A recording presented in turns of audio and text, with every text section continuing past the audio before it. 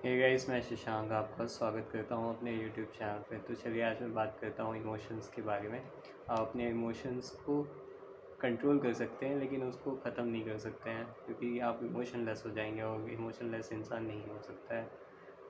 वो तो फिर मतलब एक तरीके से या तो कोमा में बंदा होगा या मर चुका होगा।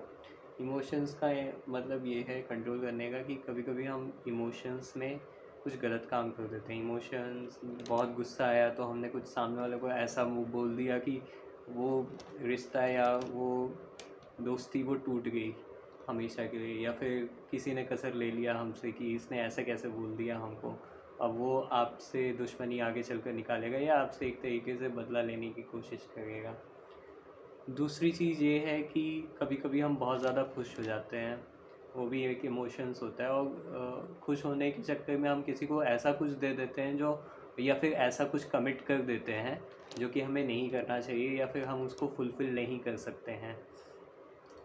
तो मेरे हिसाब से इमोशंस को आपको कंट्रोल में रखना चाहिए। ठीक है, खुश रहिए और दुखी भी होइए, या फिर बहुत ज़्यादा गुस्से में हैं तो वो भी ठीक है, बट आप कुछ ऐसा डिसीज़न मत लीजिए जो आपकी लाइफ में अभी नहीं तो बाद में या लॉन्ग टर्म में वो इम्पैक्ट कर दे। और जब भी ऐसा कुछ रहे तो आप उस परिस्थिति को या तो चुपचाप सुनिए या सहिए, या फिर आप सही वक्त का इंतज़ार भी कर सकते हैं। मतलब अब जाहिर सी बात है, अगर आपको कोई हिट करने आ गया है तो आप ये नहीं कि हाँ भैया मार दो हमको, तो ऐसा तो नहीं कर सकते। आप वहाँ से निकलेंगे या फिर अवॉइड करेंगे क्लैश होने से। लेकिन कहीं ना कहीं आपको, या फिर कोई ऐसा आपको कुछ बोल रहा है, आपको मन कर रहा है मार दे, तो ऐसा कुछ करने की ज़रूरत नहीं है। आप उससे बोल सकते हैं कि थोड़ा सही से बोलो, क्यों ऐसे बात कर रहे हो। और कुछ टाइम के बाद आप वहाँ से निकल सकते हैं कि अगर देख रहे हैं कि अगर बहुत ज़्यादा गुस्से में है या फिर बहुत ज़्यादा एग्रेसिव है, कुछ कुछ ज़्यादा ही ऊटपटांग बोल रहा है, तो आप वहाँ से कुछ टाइम के लिए निकल जाइए। ये सबसे अच्छा तरीका होता है।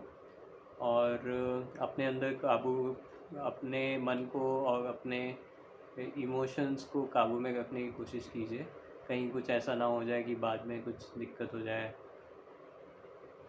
तो उम्मीद करता हूँ आपको बातें समझ में आई होंगी और आप इमोशंस को कंट्रोल करने के लिए अपने जीवन में कुछ ना कुछ बदलाव ज़रूर लाएंगे। चलिए फिर चलता हूँ, बाय बाय।